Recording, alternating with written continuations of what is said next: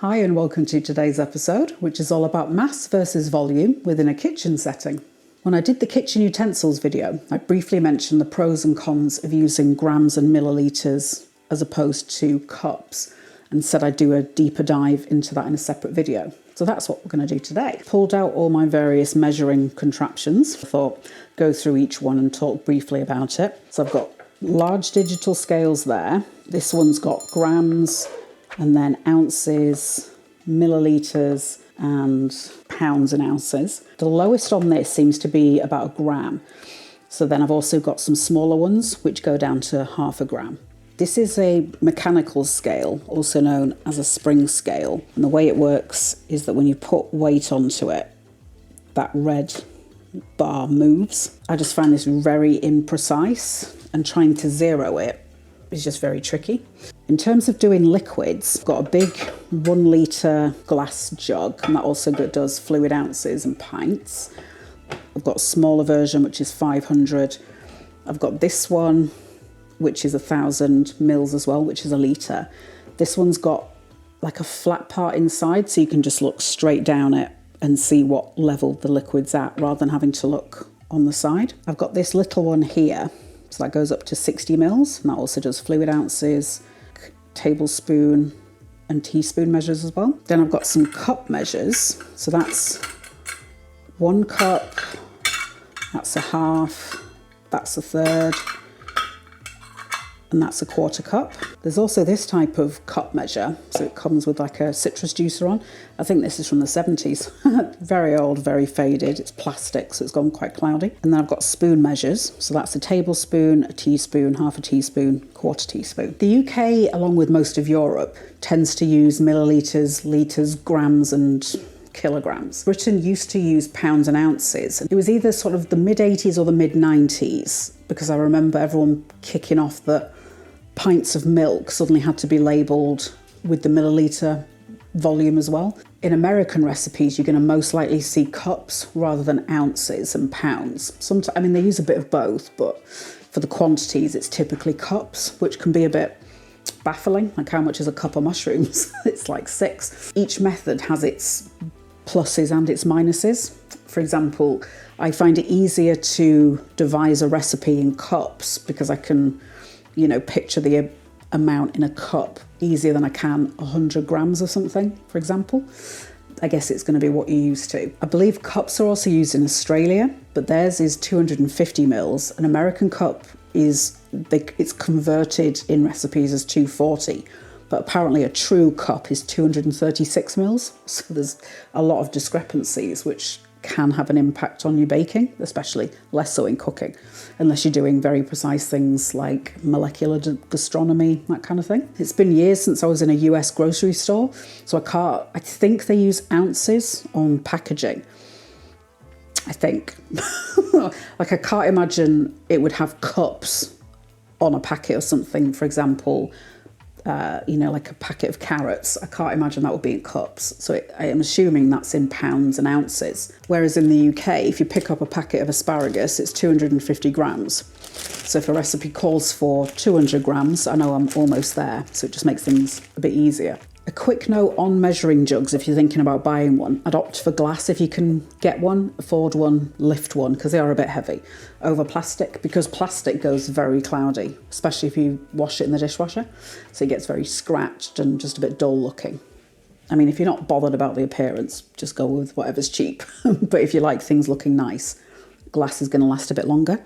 And things like this are toughened glass. I think it's Pyrex maybe.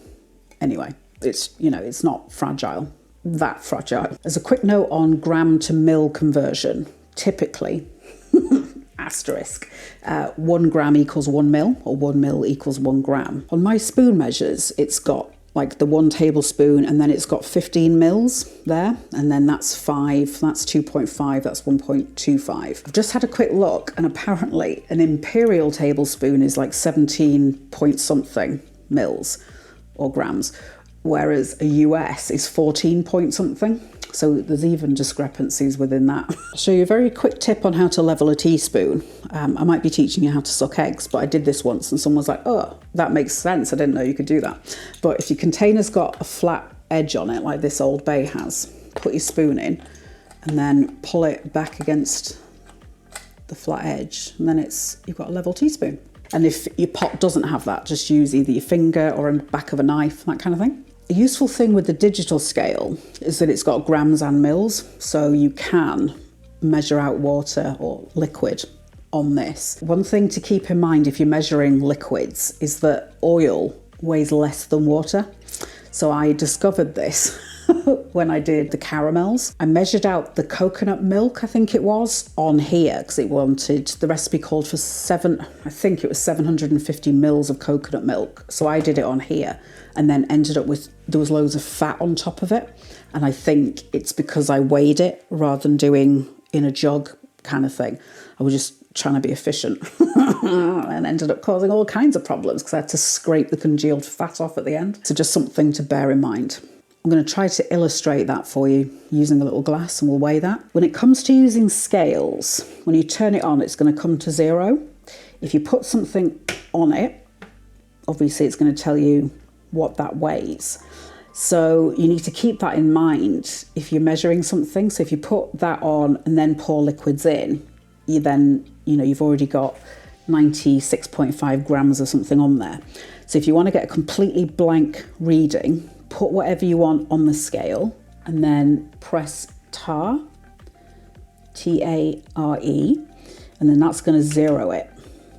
So then if I take that off, 96.5. I've put a little line of masking tape on the glass just so I can pour to that, hopefully accurately. So that's 7.8 grams, that's water. And then I'll do the same with oil. I use an old bottle of tequila for my cooking oil, and the top of it broke, the cork snapped.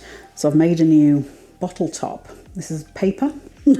I did film it, so if you want to learn how to make your own, just keep an eye out for that video. So it's made from pages of a book, and then you cut strips. I put a screw up through the middle of the cork and then wrapped the paper around that, and then it's been varnished and sealed with some Mod Podge. If your scale doesn't have a tar button on it, when it's off, put whatever you want on it and then press on, and it will come on at 0. So that's 7.6, and I have gone a little bit above the line. You might sometimes see CL as a measurement. So for example, on like French alcohol, like beer, wine, that kind of thing. So you might see 75 CL, and that's centiliter. Milliliter is 1,000 milliliters, milli. Centiliter is 100 parts. So, 75 CL is 750 ml. If you watch any medical dramas, hospital shows, that kind of thing, like Grey's Anatomy, House, you might hear like any 10 cc's of whatever stat. A cc is a cubic centimetre, and 1 cc equals 1 ml. So a cubic centimetre equals 1 milliliter. I don't know how useful this tip is going to be unless you're producing recipes for other people, but when I did the mac and cheese recipe, I needed to measure how much pasta I used because I cook by eye typically. I put the bag of pasta on the scale, 0'd it, poured the pasta into the pot, put the bag back on the scale, and that told me how much pasta I'd taken out of it. Because in a bag, say for example, a bag of flour, the bag itself weighs something as well. In my view, the biggest drawback of using cups for dry goods especially is the variation you're going to get in weight because of compression. So I'll try and illustrate that with some flour. If you ever need to keep your scales on, just keep touching it. Otherwise they will shut themselves off eventually to save battery. So I'll do it 3 different ways just to kind of try and illustrate this for you. To start with, I'll go in with the scoop. So that's 161. If I pour it in, 135, and then lastly I'll spoon it in.